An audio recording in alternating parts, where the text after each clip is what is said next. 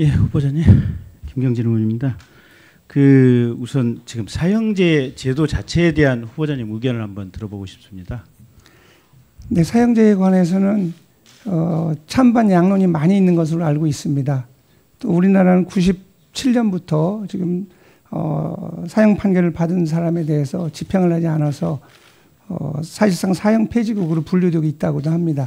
그 찬성론 측, 반대론 측 모두 타당한 논거가 다 나름대로 있다고 생각하는데 이건 입법 정책적으로 국회에서 국민의 여러 사회적 합의를 잘 모아서 해야 되지 않을까 이렇게 생각을 하고 있습니다. 그러니까 이제 국회에서 해야 될 책무인데요. 네.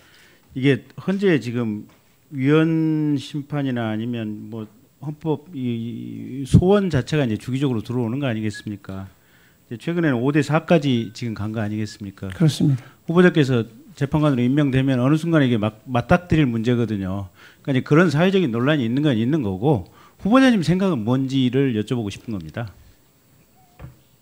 뭐 조심스럽게 말씀드린다면 우리 사형제가 현행 형사소송법에 규정돼 있고 또 극악무도한 흉악범이 있을 수 있으니까 그런 사람에 대해서는 사형 선고를 할 수 있지 않을까 생각하지만 다만 오판의 가능성 또 정치 관련된 이런 피고인들에 대해서는 좀 신중해야 돼서 좀 구별해서 좀 생각하면 어떤가 이렇게 생각하고 있습니다. 큰 틀에서는 합법이지만 네. 제한적인 범위 내에서는 뭐 위헌의 소지도 있을 수 있다고 생각한다. 네. 어떻습니까? 이게 지금 사형 집행을 말씀하신 대로 우리가 한 30년 이상 안 해오고 있는데 법의 사형제도가 분명히 살아있는데 집행을 안 하는 것 자체는 국가기관에 의해서 위헌적인 상태가 지금 계속되어 오고 있는 것이 아닌가요? 법대로 집행되지 않는 점은 분명히 있을 수 있는데 여러 국제관계적 측면이라든가 우리 또 행정부 내에 또 정치권 내에서의 또 나름대로의 판단이 있을 수 있으므로 뭐 집행하지 않는 부분에 관해서 제가 뭐 의견을 드리는 것은 조금 적절치 못하다고 생각을 합니다. 적절치 못한 게 아니고 헌법재판관이시라면 의견을 가지고 계셔야 됩니다. 그러니까 그게 형법이나 형사소송법에 또 헌법 어디에고 이게 법에 분명히 정해져 있는 것을 국제관계를 고려해서 형 자체를 집행하지 않을 수 있다라는 조항은 그 어디에도 없습니다. 제가 볼 때는 대한민국의 김대중 대통령 이래 지금 모든 대통령과 모든 법무부 장관이 지금 위헌적인 행위를 수십 년간 지금 계속해서 오고 있는 겁니다. 사형 집행은 현재 법으로 살아있는 한 집행되어야 된다라는 것이 어쨌든 제 개인적인 생각입니다. 근데 그게 국가기관이 모든 대통령과 모든 법무부 장관이 대놓고 지금 법을 무시하고 있는 이 상황에 대해서 가령 살인사건의 피해자 유가족들이 헌법재판소에 이 집행을 안 한 상황이 과연 합헌이냐 위헌이냐를 가지고 국가기관을 상대로 해서 헌법소원을 내면 후보자께서는 그 상황에 대해서 뭔가 답을 내리셔야 될 겁니다. 그래서 그 부분에 대한 생각도 좀 정립을 하셔야 될 겁니다. 네, 잘 유념하도록 하겠습니다. 그다음에 두 번째로 동성애에 대해서 어떻게 생각하십니까?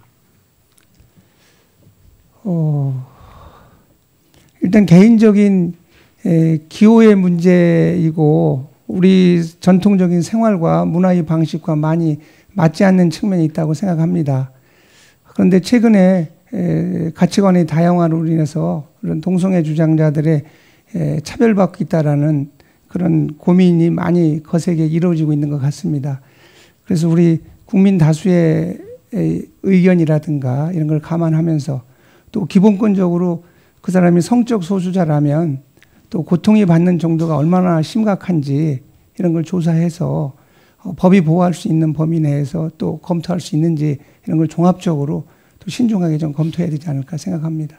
그 뉴스 보시면 이제 뭐 작년 재작년 서울시청 앞에서 그 속칭 뭐 퀴어 축제라고 하는 그 뉴스들 좀 보셨죠? 네, 언론에서 봤습니다. 네, 얼마 전에 그 동인천역 광장에서 그 퀴어 축제 하면서 동성애 측 이제 그 축제 이제 주최하시는 측들하고 기독교 단체하고 아마 극렬한 몸싸움이 있었고 뭐 서울시청 앞에서도 몸싸움이 있었고 그러는데 그 퀴어 축제 관련해서 이제 보도가 나가고 밑에 댓글이 이제 인터넷에 댓글이 붙어 있는 것들을 보면 아니 동성애라고 하는 것이 그렇게 사회에서 정상적인 현상은 아니고 당신네들이 밀폐된 공간에서 뭐 남남이 또는 여녀가 조용히 사랑을 하는 것은 그럴 수 있겠지만 그거를 공개적인 공간에서 공개적인 전시를 통해서 하는 것은 내 아이들에게 도대체 뭘 보여주느냐.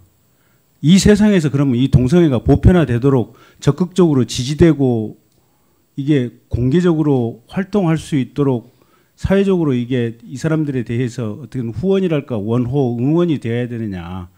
이런 댓글이 대체의 논지였습니다. 근데 그 논지에 대해서는 어떻게 생각하십니까? 충분히 그런 의견도 공감해야 된다고 생각을 합니다.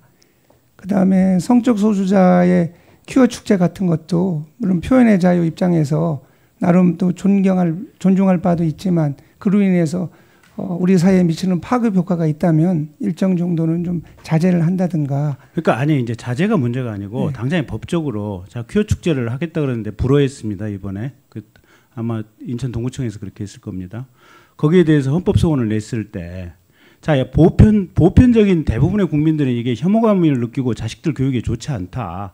우리는 평균적이고 평범한 사회에서 살고 싶다라고 하는 것이 보편적인 국민의 정서입니다. 기독교인이 아니더라도. 근데 그 사람들은 우리는 남남 간에 또 여자가 사랑에 대해서 공개적으로 디스플레이하고 온 세상에 그걸 드러냈고 사랑을 하고 싶다라고 주장을 하면서 그건 우리의 시위고 우리의 어떻게 보면 헌법상의 권리다라고 주장을 할 겁니다. 후보자님 어느 쪽에 더 손을 들어주시겠습니까? 곧 제기될 것 같은데 제가 지금 말씀드리기가 좀 어렵고 신중하게 한번 고민해 보겠습니다. 고민을 하셔야 되는 것이 아니고 네. 생각을 가지고 있어야만 헌법재판관이 되시는 겁니다. 네. 어느 쪽이든지 간에. 그게 준비가 안 돼 있으면 우리는 헌법재판관으로서 이 부분이 명확한 준비가 안 돼 있다고 판단할 수밖에 없습니다. 오후에 계속해서 돌아가겠습니다. 네, 김경진 의원님 수고하셨습니다. 다음 더불어민주당 강훈식 의원님 질의해 주시기 바랍니다.